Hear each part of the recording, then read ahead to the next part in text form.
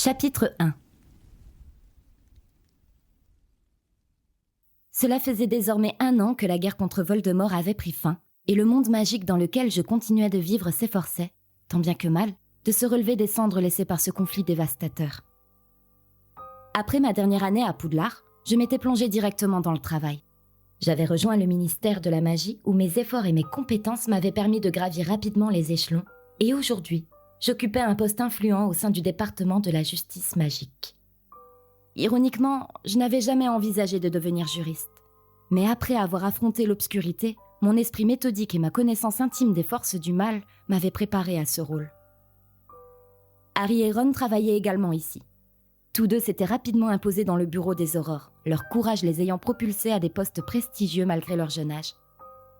Harry dirigeait le département avec la même intensité qu'il avait mené à vaincre le plus grand mage noir de tous les temps, tandis que Ron, toujours fidèle à lui-même, excellait sur le terrain, maniant à la fois son audace et son humour pour désamorcer les situations les plus périlleuses. Je me tenais dans le bureau imposant de Kingsley Shacklebolt, la tension s'accroissant à moi à mesure que les secondes s'étiraient. Le ministre de la magie m'observait de son regard perçant, sa silhouette imposante presque statuaire derrière son bureau massif.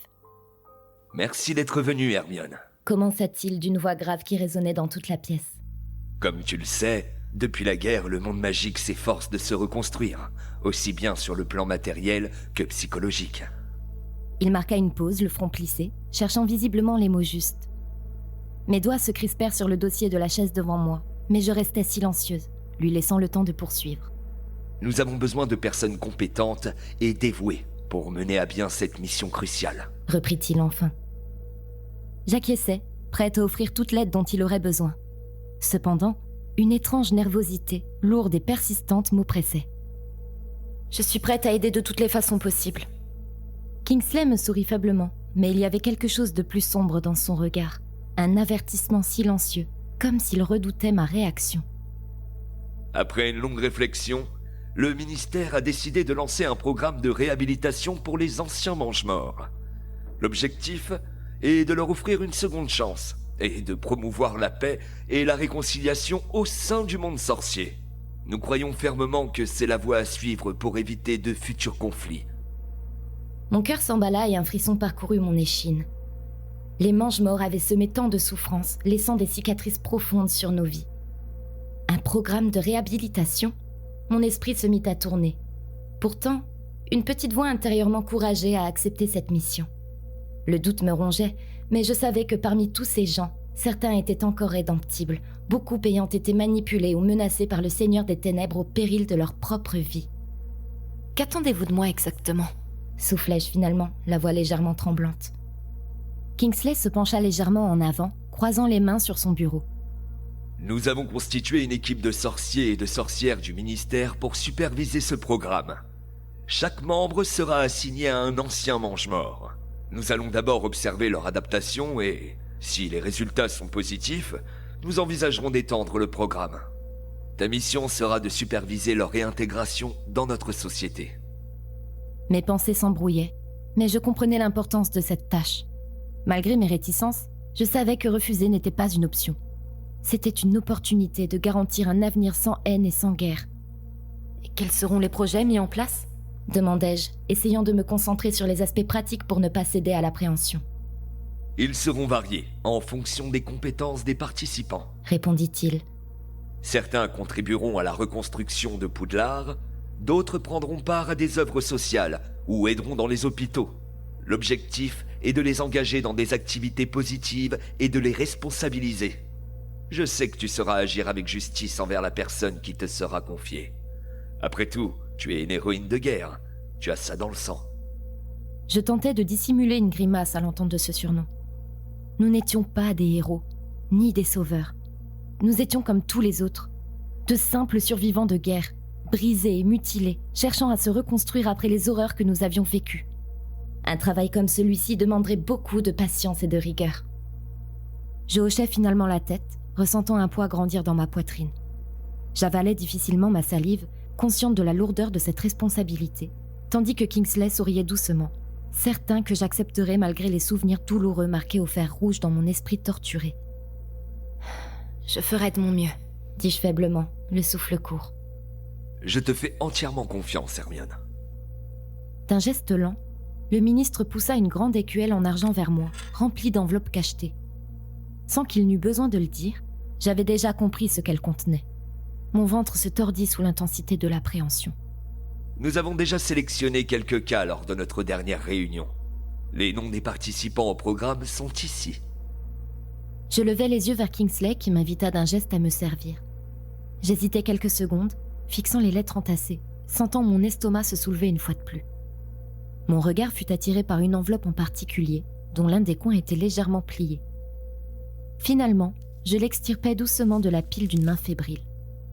Mon cœur se remit à cogner fort contre ma cage thoracique, consciente que quoi qu'il arrive, le nom que j'avais tiré appartenait à un ancien mange-mort. Le papier semblait lourd dans mes mains, chargé de tout ce que cela représentait. Une part de moi voulait retarder l'inévitable, mais l'autre savait que cela ne servait à rien. Avec une lenteur presque dramatique, j'ouvris l'enveloppe et en sortis le morceau de parchemin plié. Kingsley lança un regard curieux par-dessus mes mains, cherchant à savoir sur qui j'étais tombée. Ma bouche se crispa, déformant mon visage en une moue qui trahissait ma crainte, mais je finis tout de même par déplier la note.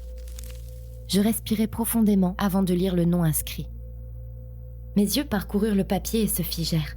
Mon sang se glaça instantanément. Parmi les nombreux anciens partisans de Voldemort, il avait fallu que je tombe sur ce nom. Drago Malfoy ? Le ministre acquiesça, son visage impassible. Oui, il a demandé à participer volontairement au programme. Mon esprit vacillait. Drago Malfoy, le garçon qui avait incarné tant de haine et d'arrogance à Poudlard, celui qui avait rejoint le rang du Seigneur des Ténèbres, allait maintenant être sous ma supervision. C'était absurde. Ces insultes sifflantes résonnaient encore dans mes souvenirs comme un écho incessant répétant sans relâche « Espèce de sale sang de peau ». Chaque échange entre nous avait été empoisonné par la rancœur et le mépris. Nous avons longuement étudié son cas et reçu Monsieur Malfoy en personne au ministère. Il paraissait sincère dans son désir de changer, mais nous pensons qu'il aura besoin d'un soutien considérable. C'est une chance qu'il soit tombé sur toi. Vous vous connaissez depuis votre première année à Poudlard. C'est une bonne chose. Je suis certain que tu es la mieux placée pour l'accompagner sur un chemin plus stable. Je restais silencieuse. Tous les souvenirs de notre passé commun me submergeaient, brouillant mon jugement. Et pourtant, une autre part de moi savait que je ne pouvais pas fuir cette responsabilité. La guerre nous avait tous changés, et si j'avais une chance d'empêcher quelqu'un de replonger dans les ténèbres, je devais saisir cette opportunité, aussi difficile soit-elle. Je déglutis, le regard fixé sur le nom de Malfoy, encore inscrit devant moi comme une ironie cruelle du destin. Serrant les poings, je relevai la tête. « Très bien », dis-je d'une voix ferme, cachant la tempête intérieure qui m'agitait. « J'accepte la mission. » Le lendemain, après une longue journée de travail, je me trouvais devant le manoir de Harry. Cet endroit, toujours aussi magnifique et imposant, contrastait avec ma vie ordinaire. Mon appartement n'était pas si mal, mais en comparaison avec cette immense demeure, il semblait minuscule. Je ne pus m'empêcher d'admirer une fois de plus la grandeur de la bâtisse, entourée de vastes jardins impeccablement entretenus et dotés d'une superbe façade faite de pierres anciennes, évoquant une époque de splendeur révolue. Chaque détail de la maison semblait imprégné d'histoire et de richesse. Je n'étais jamais tout à fait à l'aise en venant ici. Ce n'était pas que Harry me faisait me sentir mal, bien au contraire, mais sa vie semblait stable, parfaite en quelque sorte, tandis que la mienne était en train de se fissurer, morceau par morceau, sans que je n'aie aucun contrôle là-dessus. Alors que je m'approchais un peu plus de la porte, une agitation inhabituelle attira mon attention. De l'autre côté de la demeure, des sorciers allaient et venaient, les bras chargés de cartons empilés si haut que leurs visages disparaissaient presque derrière eux. À leur suite, des meubles en lévitation flottaient avec une grâce étonnante, enchaînant docilement leur trajectoire en direction de la maison. Un fauteuil tournoya légèrement dans les airs, tandis qu'une commode se balançait doucement, comme poussée par une brise invisible. Intriguée, je m'arrêtais, l'esprit embrouillé par la scène qui se déroulait sous mes yeux. Qu'était-il en train de se passer ici ? Avant même que je n'aie le temps de frapper, la porte s'ouvrit et Ginny apparut, souriante, mais visiblement un peu fatiguée par tout ce remue-ménage. « Hermione » s'exclama-t-elle en me voyant. « Entre, tu arrives au milieu du chaos, désolée pour tout ce bazar. » Je haussai un sourcil, regardant autour de moi avec un léger sourire malgré ma curiosité. « Tout va bien, Ginny, mais qu'est-ce que c'est que tout ça ?» Elle rougit légèrement, essuyant ses mains sur son jean comme pour cacher son embarras. Oh, ce n'est rien de trop important. Enfin, si, ça l'est pour nous. J'emménage ici avec Harry. Mon cœur se serra légèrement à cette annonce, mais je fis un effort pour repousser cette pointe de tristesse qui menaçait de monter. Après tout, Ginny et Harry méritaient d'être heureux, et je savais à quel point ils s'aimaient. Leur relation était solide, construite sur des fondations de confiance et d'amour pur. Malgré les méandres de ma vie compliquée, je ressentis un véritable élan de joie pour eux, même si cela me renvoyait à mes propres incertitudes. « C'est fantastique, vraiment !» répondis-je en la serrant contre moi. « Je suis tellement heureuse pour vous deux !» Je relâchai mon étreinte et Ginny m'offrit un sourire radieux, visiblement soulagée par ma réaction. Elle semblait tellement épanouie.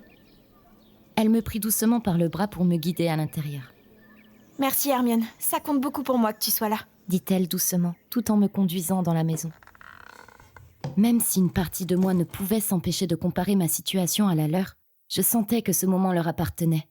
Ils avaient surmonté tant de choses ensemble, et je ne pouvais qu'être heureuse de les voir franchir cette nouvelle étape. Harry et Ron sont dans le salon. Tu peux les rejoindre, je vais faire du café. Elle me quitta et je traversai le hall spacieux, passant devant des tableaux enchantés et des meubles somptueux. Tout ici semblait crier confort et réussite. Le manoir, malgré sa grandeur et le désordre rendu par les nombreux cartons éparpillés sur le sol, conservait une chaleur et une convivialité qui le rendaient tout sauf impersonnel. Chaque pièce respirait une sorte d'atmosphère familiale, une vie pleine de bonheur et d'amour. C'était ce que j'avais toujours voulu.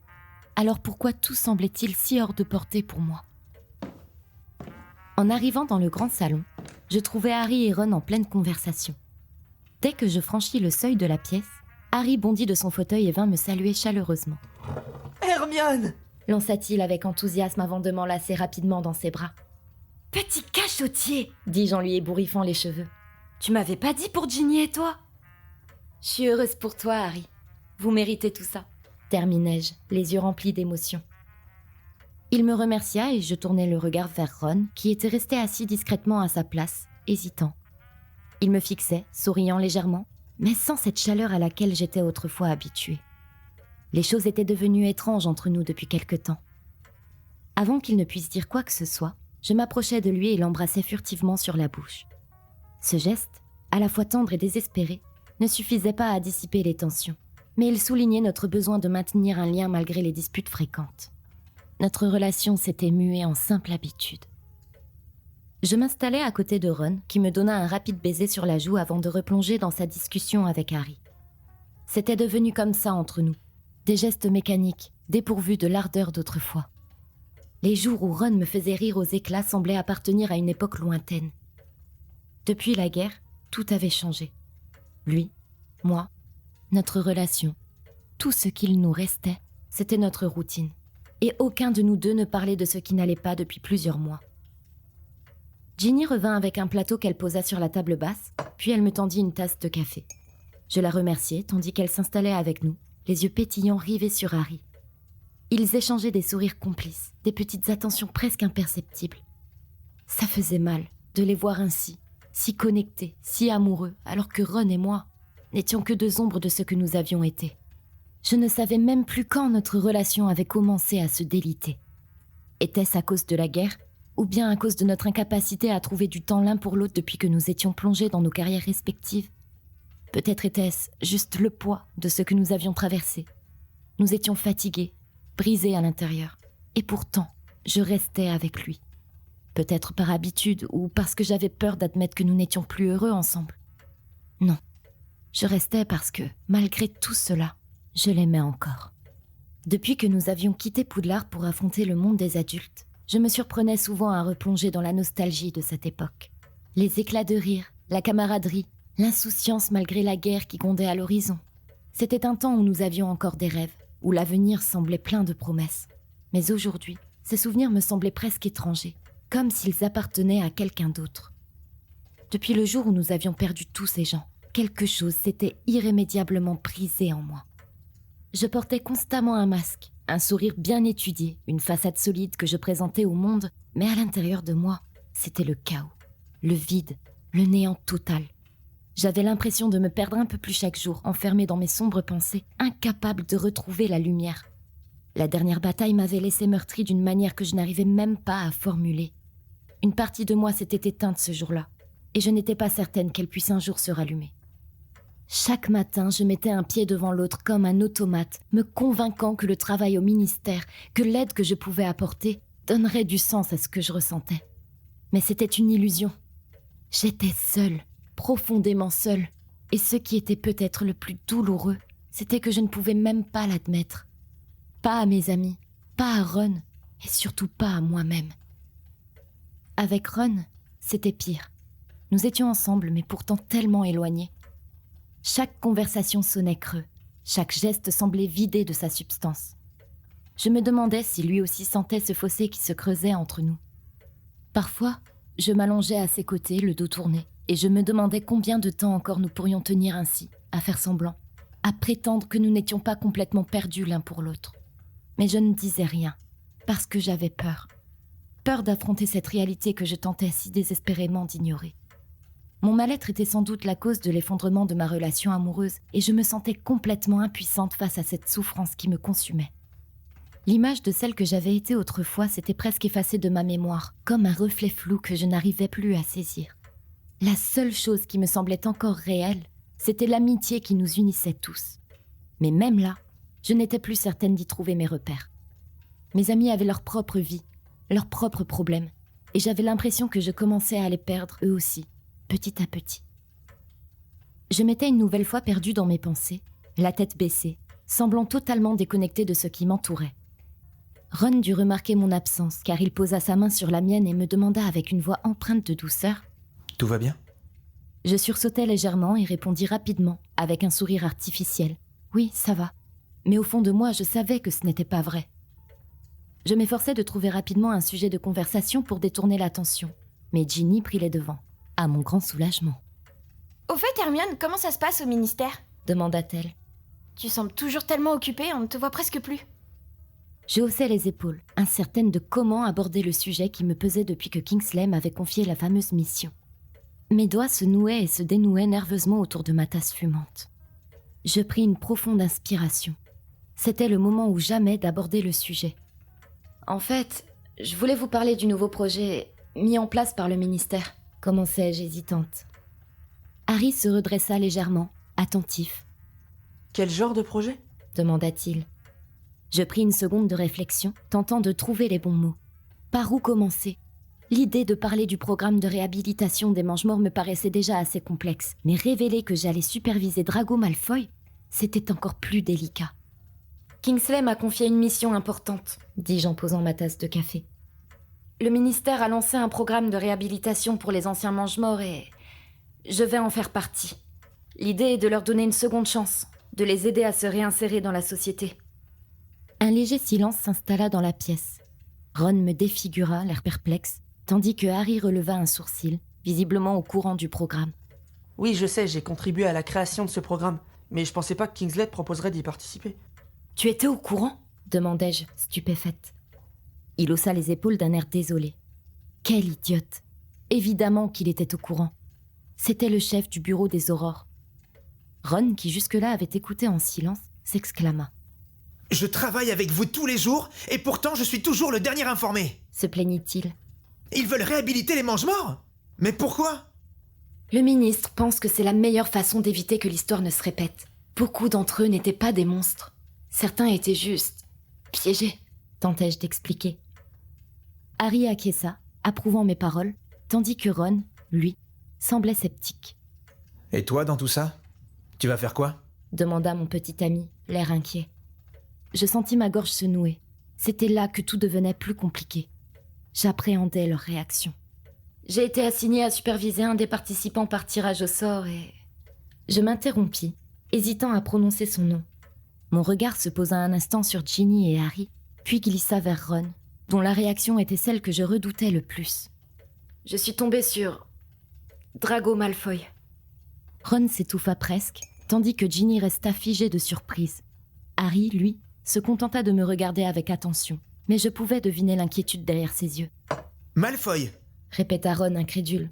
« Ce type a passé des années à te pourrir la vie, et maintenant tu vas superviser sa réhabilitation ?» « Oui !» affirmai-je un peu plus fermement que je ne l'aurais voulu. Je sais que ça paraît insensé, mais j'ai déjà accepté. Je crois vraiment que certaines personnes peuvent changer. Ron soupira, visiblement pas convaincu. Je ne sais pas, Hermione. Malfoy a toujours été... Malfoy. C'est difficile d'imaginer qu'il puisse vraiment changer. Je sais, et je suis moi-même réticente à l'idée de devoir le côtoyer. Mais si nous ne donnons pas une seconde chance à ceux qui demandent à se racheter, comment pourrons-nous espérer un monde meilleur ? Ginny posa une main réconfortante sur la mienne. T'as raison. De plus, t'as toujours été la plus courageuse d'entre nous. Si quelqu'un peut réussir cette mission, c'est bien toi. Je souris faiblement, touchée par ces mots. Merci, Ginny. Ron se crispa, contrarié.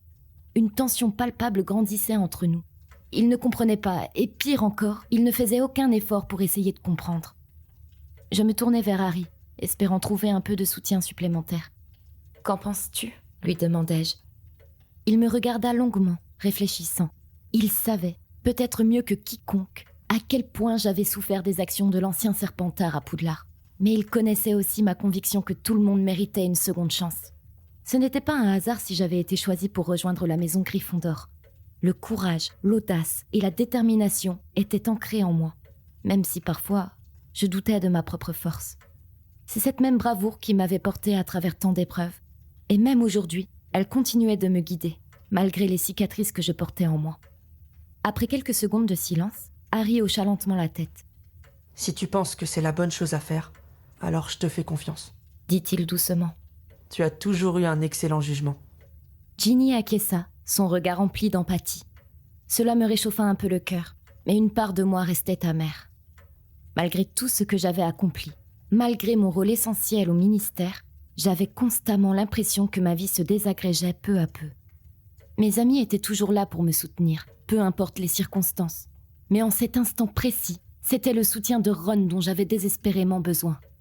Mais il resta de marbre, ses sourcils froncés témoignant de ses préoccupations et de son manque de confiance en moi. Son mutisme me blessait bien plus qu'une dispute. Ginny jeta un coup d'œil appuyé à son frère, espérant le pousser à m'apporter un peu plus de soutien. Après un long soupir, Ron finit par croiser les bras, manifestement réticent à changer d'avis. Son expression restait fermée, comme s'il refusait de céder sur ce point. « Je ne comprends pas pourquoi tu te charges de Malfoy. Hermione, tu te rappelles ce qu'il t'a fait vivre ? Il t'a traité comme de la vermine pendant des années. » Je baissai les yeux, incapable de soutenir son regard. Bien sûr que je me souvenais. Comment pourrais-je oublier les insultes, les moqueries, les regards de dédain ? Mais la guerre avait tout changé. Nous avions tous changé. Même Malfoy. J'en étais persuadée. « Je sais, » répondis-je tristement. « Mais ce n'est pas aussi simple. Il n'est probablement plus celui qu'il était à Poudlard. La guerre l'a sûrement transformé, tout comme elle nous a transformés. »« T'es sûr de vouloir faire ça ?» demanda-t-il, la voix teintée d'animosité et de sous-entendu. Je relevai lentement les yeux pour croiser son regard, cherchant désespérément un réconfort que je savais ne pas recevoir de sa part. Je pus lire dans ses prunelles cette question silencieuse, comme s'il me demandait de choisir entre lui et mon travail. Ce dilemme semblait suspendu entre nous, lourd de sens, et il savait pertinemment que je ne pouvais pas choisir. Il était déjà trop tard pour faire marche arrière. Ma décision était déjà prise. Je n'ai pas vraiment le choix. Et puis, si nous voulons vraiment que le monde magique guérisse, nous devons réhabiliter ceux qui étaient autrefois nos ennemis. Je ne suis pas certaine de la façon dont va se comporter Malfoy, mais je dois au moins essayer de l'aider, que ça te plaise ou non. Ron détourna brusquement la tête, évitant de me faire face.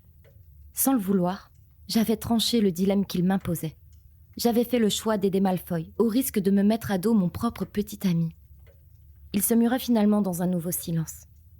Il savait combien j'étais obstinée et qu'il était inutile d'essayer de me faire changer d'avis. Je savais qu'il n'approuverait jamais cette mission, et cela m'alourdissait le cœur. Pourtant, je n'avais pas d'autre choix. Cela faisait partie de mon travail, et il était hors de question qu'une personne décide à ma place. Ginny prit la parole afin de détendre un peu l'atmosphère. « Si tu penses que Malfoy peut réellement changer, alors nous te soutiendrons dans ta démarche. » Je lui adressai un sourire en signe de remerciement, avant de laisser échapper un soupir, incertaine de l'étendue de ce dans quoi je m'apprêtais à m'engager. Pour tout vous dire, je suis partagée. Une partie de moi espère qu'il pourra devenir meilleur, mais une autre partie ne peut oublier tout ce qu'il nous a fait subir. C'est compliqué. Harry hocha la tête. Tu le reçois quand ? Nous avons rendez-vous dans 2 jours.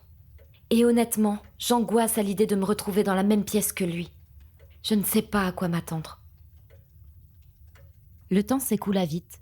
Mes amis étaient plongés dans une discussion animée sur le Quidditch.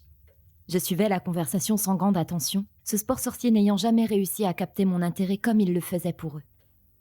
J'essayais à plusieurs reprises de croiser le regard de Ron, mais pas une seule fois il ne daigna lever les yeux vers moi. Mon attention se détourna alors vers Ginny et Harry. Ils étaient là, à échanger des sourires et des regards complices, comme s'ils se comprenaient sans même avoir à parler. Ils avaient traversé tant de choses ensemble, mais malgré les épreuves, ils s'étaient retrouvés encore plus forts qu'avant. Je les regardais, et l'évidence me frappa. Ils étaient heureux. Ils avaient trouvé une stabilité que je ne connaissais pas. Mon cœur se serra un peu plus lorsque je pris conscience que j'étais loin d'avoir ne serait-ce qu'un dixième de cette complicité avec Ron.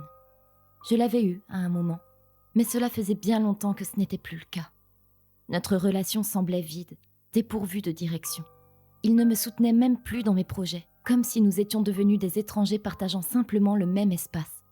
Sa réaction de tout à l'heure m'avait déçue, bien plus que je ne voulais l'admettre. Et cela ne faisait que confirmer ce que je craignais depuis un moment. Nous allions droit dans le mur. Alors que la conversation s'orientait vers d'autres sujets, je me retrouvais à me noyer dans mes songes. Ginny emménageait avec Harry. Ils avaient un manoir magnifique, une vie pleine de promesses. On pouvait sentir l'amour qu'ils se portaient à des kilomètres, comme une évidence. Moi, de mon côté, je rentrais chaque soir dans mon petit appartement encombré de livres et de dossiers du ministère. Seule. Toujours seule. Quant à Ron, il n'était plus là. Plus vraiment. Nos conversations, autrefois animées et pleines de complicité et de rire, s'étaient réduites à des échanges banals, souvent centrés sur le travail ou des sujets insignifiants. Nous ne faisions plus de projets. Nous ne rêvions plus ensemble. Et je savais au fond que ce n'était pas entièrement de sa faute. J'étais celle qui avait changé, celle qui portait les cicatrices invisibles de la guerre. Mon cœur était en miettes, et cela empoisonnait inévitablement notre relation. Cette prise de conscience me laissait un goût amer, et je me sentais affreusement coupable. Pendant un bref instant, je me demandais si Ron et moi étions simplement restés ensemble parce que c'était ce que tout le monde attendait de nous. Peut-être avions-nous cru que cette période de guerre serait nos derniers instants, et dans ce moment de désespoir, nous avions confondu cette urgence avec de l'amour véritable, nous jetant l'un dans les bras de l'autre sans réfléchir. Mais même si notre amour avait été sincère, il ne restait aujourd'hui que les débris de ce que nous avions été autrefois. Des ruines, tout comme celles de Poudlard après la bataille. Il ne restait plus rien, si ce n'était qu'un attachement profond l'un pour l'autre. Je m'aperçus soudain que mes yeux s'étaient remplis de larmes. Je clignai rapidement des paupières pour les chasser, espérant que personne ne l'avait remarqué. Mais Ginny, qui était toujours assise non loin de moi, fronça légèrement les sourcils. « Hermione, ça va ?» Je me redressai aussitôt, forçant un sourire, comme à mon habitude.